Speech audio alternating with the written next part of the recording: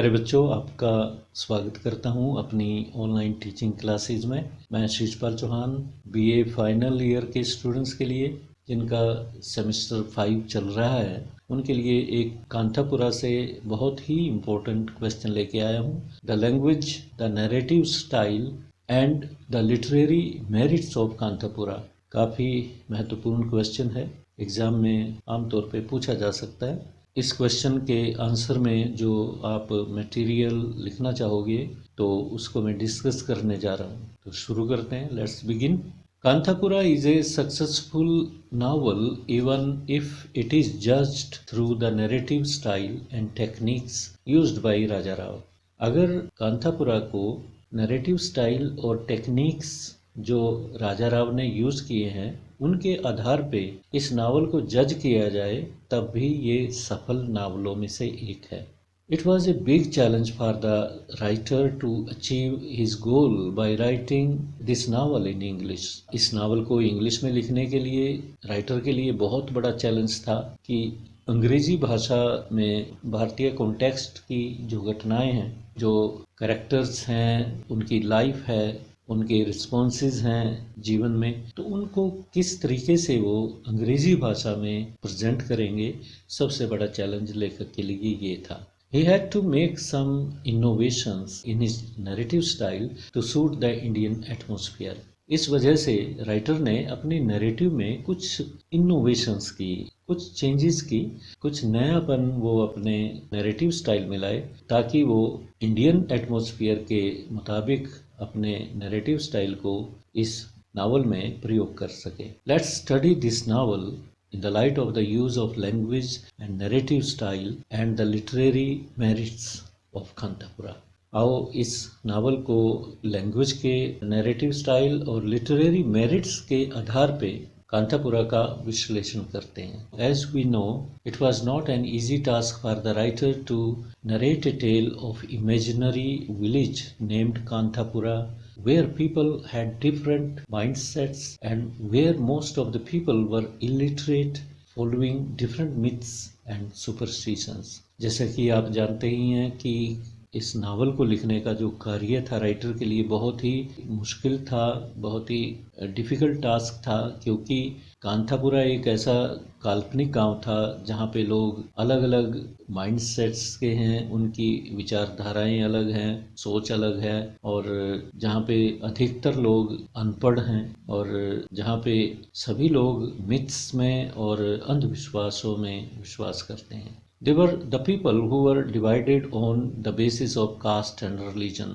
और ये वो लोग थे जो जाति के आधार पे, धर्म के आधार पे बंटे हुए थे। The writer was to portray them as living beings। लेखक को उन्हें लिविंग बीइंग्स के रूप में पोर्ट्रे करना था, चरित्र चित्रण करना था उनका, एक सजीव चरित्रों के रूप में, सजीव पात्रों के रूप में। हमें ऐसा लगना चाहिए कि वो जीते जागते मनुष्य हैं जो इस धरती पर रहते हैं। Clashing with one another to safeguard their personal interest. इस तरह के लोग जो आमतौर पे जैसे जीवन में होते हैं, लाइफ में होते हैं, कि जब कभी भी लोगों की अपनी व्यक्तिगत दिलचस्पियां टकराव में आ जाती हैं तो किस तरह से क्लैश करते हैं, किस तरह से वो रिएक्ट करते हैं जब उनके पर्सनल इंटरेस्ट दांव पे लग जाते हैं, जब वो सोचते हैं कि उनकी व्यक्तिगत दिलचस्पियों की हानि हो रही है, जो उनके लगाव हैं अपने जीवन में जिन बातों पे, तो उन लोगों को पेश करना था।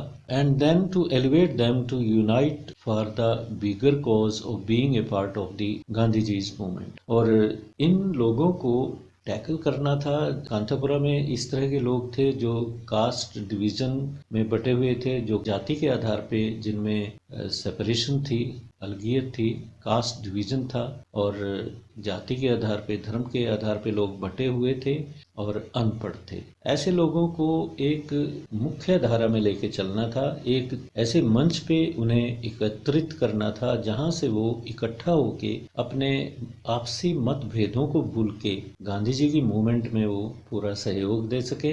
तो राइटर की, राजा राव की मंशा यही थी। तो इसलिए कार्य उनके उनके लिए काफ़ी चैलेंजिंग था कि किस तरह से अलग अलग विचारधाराओं के लोगों को पर्सनल इंटरेस्ट छोड़ के कि वो यूनाइटेड हो जाएं और मूर्ति का साथ देने लगे, गांधी जी के मूवमेंट में सहयोग अपना देने लग जाएं, तो ये सबसे बड़ा उनके लिए चैलेंज था। So the first priority for the writer was to mold English language according to the people of Kantapura in order to express their thoughts and feelings, their dreams and the harsh realities in which they lived in. सबसे पहली जो प्राथमिकता थी, priority थी लेखक के लिए, वो थी इंग्लिश को मोल्ड करना। इंग्लिश भाषा जो वो यूज़ कर रहे थे उसमें तब्दीली लाना, उसमें चेंज लाना, लोगों के फीलिंग्स के अनुसार, उनके थॉट्स के अनुसार, उनकी बोली के अनुसार ढालना। और लेखक को इन लोगों के सपनों को, इनके विचारों को, इनके फीलिंग्स को अंग्रेजी भाषा के माध्यम से व्यक्त करना था और इनके जीवन की सच्चाई को बताना था, जिस कड़वी सच्चाई में वो इस गांव में रह रहे थे। The second necessity for the writer was to select a narrative style। और दूसरी आवश्यकता लेखक के लिए थी नैरेटिव स्टाइल सिलेक्ट करना कि किस तरीके से वो इस बात को लेके चलेंगे, इस कहानी को आगे बढ़ाएंगे। For this he decided to use an old age ancient style of storytelling। तो इसके लिए उन्होंने जो एंशिएंट टाइम से हमारे देश में नैरेटिव स्टाइल चला हुआ है कहानी सुनाने का, और हम सब ने अपने बचपन में अपने दादाजी से, अपने नाना जी से या नानी या दादी जी से कहानियाँ सुनी हैं, अपने जो भी बुजुर्ग थे उनसे राजाओं की कहानियाँ सुनी हैं, बड़े बड़े किस्से सुने हैं और उनका कहने का ढंग बहुत ही दिलचस्प हुआ करता था। तो राजा राव ने, लेखक ने इस नावल के वही स्टाइल, टेल टेलिंग स्टाइल इस नावल में लेके चले हैं। We all have grown up by listening to the tales narrated by our grandmothers in a simple and spontaneous manner। और हम सब अपनी दादी अम्मा से कहानियाँ सुन सुन के ही बड़े हुए हैं और उनकी कहानियों का ढंग बहुत ही सिंपल था, साधारण था और नेचुरल था, स्पॉन्टेनियस था, कोई बनावट नहीं थी उनमें। Here the narrator is Achakka, the village old grandmother who narrates the tale of the events that took place long long ago in Kantapura।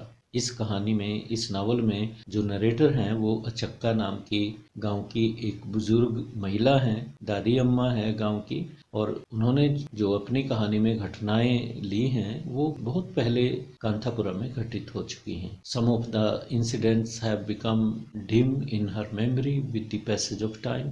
समय के साथ साथ कुछ घटनाएं तो उनकी याददाश्त में मध्यम पड़ चुकी हैं, और but what ever she narrates wonderfully. परंतु जो कुछ भी वो नरेट करती हैं वो अद्भुत ढंग से नरेट करती हैं। Raja Rao himself admits the fact that telling a tale is not an easy job when he has to capture the tempo of Indian life in foreign language। और राजा राव स्वयं इस बात को एडमिट करते हैं, कबूल करते हैं कि भारतीय जीवन का जो टेम्पो होता है बहुत ही स्पीड पे होता है, उसको कैद करना अंग्रेजी भाषा में बहुत ही मुश्किल कार्य था उनके लिए। The novelist was to record the swift movements of thoughts and actions that prevail in average Indian mind. Average Indian mind में जो थॉट्स और एक्शंस चलते हैं उनको कैद करना था।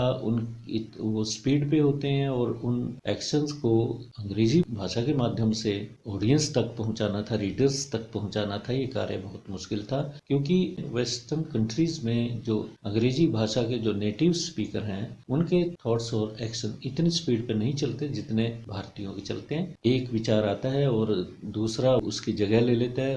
फ्लक्चुएटिंग माइंड है, एकदम दिमाग में सैकड़ों विचार आते हैं और सैकड़ों बदल जाते हैं और अगले ही पल विचार बदल जाते हैं, फीलिंग बदल जाती है। तो इस तरह से इस टेम्पो को कैद करना अंग्रेजी भाषा के माध्यम से लेखक के लिए बहुत मुश्किल। The novelist has done this task successfully इन कांथापुरा। और नरेटर ने ये कार्य कांथापुरा में बहुत ही सफलतापूर्वक किया है। The writer does not use any flashback that slows down the tempo of the action. लेखक ने कहानी में फ्लैशबैक का प्रयोग नहीं किया, कोई स्ट्रीम ऑफ कॉन्शियसनेस का प्रयोग नहीं किया जो एक्शन में बाधा डालती हो, जो टेम्पो है एक्शन का उसको तोड़ती हो। कोई डाइग्रेशन नहीं है, कोई सब प्लॉट नहीं है, इसमें एक ही प्लॉट सीधा चलता है। Whenever the writer finds space, we come to know about his viewpoint. और जब कभी भी समय मिलता है, स्पेस मिलती है लेखक को, वो अचक्का के माध्यम से या मूर्ति के माध्यम से अपने विचार प्रकट भी करते हैं. The narrator is one of the people living in Kantapura and it also lends authentication to the events. Narrator Kanthapura के ही रहने वाली महिला हैं, उन्हीं लोगों में से हैं, उनकी भावनाओं को, उनके विचारों को अच्छी तरह से समझती हैं. तो ये उनका नरेटर का उन्हीं लोगों में से होना घटनाओं को ऑथेंटिकेशन देता है, एक रियलिटी प्रदान करता है. We find word pictures in plenty. इस नावल में हमें वर्ड पिक्चर्स बहुत अधिक मिलती हैं. लेखक जब भी ज़रूरी होता है आसपास के जीवन की एक तस्वीर शब्दों के माध्यम से हमारे सामने, हमारे जहन में बना देते हैं, जो बहुत खूबसूरत है. प्रकृति की तस्वीर बना देते हैं, इवन विचारों की तस्वीर बना देते हैं जो किसी करेक्टर के दिमाग में चल रही होती है. The novelist has described everything that he thought necessary very minutely. जब भी उन्हें ऐसा लगता है कि किसी बात को बारीकी से समझाना है तो लोगों के एक्शंस, रिएक्शंस, उनका वर्णन बहुत ही माइन्यूटली करते हैं और जो बहुत ही दिलचस्प है. Sometimes our senses of sight, sound and even smell are stirred. कई बार तो हमारी जो 5 सेंसेस हैं, सूंघने की शक्ति, देखने की शक्ति, टच करने की शक्ति और महसूस करने की शक्ति, ये एकदम स्टर हो जाती है, मूव हो जाती हैं. अगर प्रकृति की कोई बात चल रही है तो हमें लगता है कि वो स्मेल आ रही है. जैसे पहले ही चैप्टर में बैलगाड़ियों का गुजरना कच्चे सड़कों से, उनके पीछे गर्द की गुबार उड़ना, एक दृश्य पेश करती है जो काफ़ी सजीव दृश्य है, जो रियलिटी में होता है. और जिन रीडर्स ने वो दृश्य नहीं देखे, वो कल्पना में सोच सकते हैं कि जब बैलगाड़ियों का ज़माना था किस तरह से वो मूव करती थी कच्चे रास्तों पे और किस तरह से गर्द के गुबार चलते थे, बैलों के गलों में से घंटियों की आवाज़ आती थी. और ये सब नज़ारे कांतापुरा में हमें मिलते हैं. In the first chapter, the movements of the bullock carts on the zigzag कच्चा roads, creating a cloud of dust behind them are marvelous. ये सारे दृश्य बहुत ही marvelous हैं, wonderful हैं. Similar examples abound in this novel. इस novel में इस तरह के एग्जाम्पल बहुत हैं, एक के बाद एक महत्वपूर्ण एग्जाम्पल है. The novelist has also kept in mind the subject matter that he used while speaking by different characters in the novel. और नावलिस्ट ने इस बात का भी ध्यान रखा है कि जो उसके करैक्टर्स हैं उनको किस तरह की भाषा दी जाए, किस तरह से उनसे कुछ शब्द बुलवाए जाएं, वो सब कुछ इस नावल में हमें देखने को मिलता है. They speak in accordance with their education, religious and cultural values they have acquired in their rural background. उस देहाती बैकग्राउंड में जो कुछ भी उन्होंने सीखा है, जो उनकी एजुकेशन है, जो उनकी रिलीजियस बैकग्राउंड है, कल्चरल वैल्यूज़ हैं, उसी के मुताबिक वो बात करते हैं. इस बात का लेखक ने बहुत ही अच्छे से ध्यान रखा है. Raja Rao has also used Indianised words for certain religious ceremonies like gods birth celebration ceremony, rice eating ceremony, hair cutting ceremony, death anniversary, Sangakkara विजय, संकारा जयंती, हरि कथा, ये शब्द लेखक ने खूब यूज किए हैं. इवन बहुत से नामों के साथ, जैसे वाटरफॉल वेकम्मा, बहुत से नामों के साथ जो रियल कैरेक्टर्स हैं उनके साथ एपिथेट यूज किए हैं. जैसा कोई कार्य कर, जैसी भी किसी की मेंटालिटी है, उसी तरह का एपिथेट, एडजेक्टिव उसके साथ लगा दिए है. जैसे वाटरफॉल है, टेम्पल है. Like a modern writer of great eminence, T.S. Eliot, Raja Rao has also used myths in this novel. आधुनिक पोएट T.S. Eliot की तरह राजा राव ने भी अपने इस नावल में मिथ्स यूज किए हैं. T.S. Eliot ने वेस्टलैंड में की माइथोलॉजी यूज की है और माइथोलॉजी ने इस नावल को भी रिचनेस प्रोवाइड की है, यह एक ऊंचा स्तर प्रदान किया है. It makes the narrative of the novel look more Indian. जितने भी कैरेक्टर्स हैं वो भारतीय लगते हैं क्योंकि उसी तरह की वो भाषा बोलते हैं, उसी परिवेश में वो जीते हैं और वही उनके एक्शंस हैं, रिएक्शंस हैं. He has used myths of the goddess Kanchamma, lord Ram and Sita, lord Krishna, Brahma Shiva जो देवता हैं, हमारे देवी देवता हैं, उनके मिथ्स यूज किए हैं, भगवान राम और माता सीता के नाम यूज किए हैं। Under the umbrella of these religious myths and beliefs the people of Kantapura stand united in the leadership of Murthy to participate in गांधीजी's freedom struggle। और इन सभी मिथ्स और धार्मिक क्रियाकलापों की अम्ब्रेला के नीचे मूर्ति के साथ ये सारे लोग तैयार हो जाते हैं और मूर्ति की लीडरशिप को स्वीकार कर लेते हैं और गांधी जी की मूवमेंट में अपना सहयोग देने को तैयार हो जाते हैं। Thus, we may say that Raja Rao's technique, narrative style, and the literary devices he has used in this novel are superb। इस तरह से हम कह सकते हैं कि राजा राव का जो नरेटिव स्टाइल है सुपर्ब है, ग्रेट है, और उन्होंने बहुत से अपनी इनोवेटिव सभी डिवाइसेस का प्रयोग किया है और नरेटिव स्टाइल उनका वाकई लाजवाब है। तो प्यारे बच्चों, इस तरह से ये क्वेश्चन मैंने आप सबके सामने पेश किया है।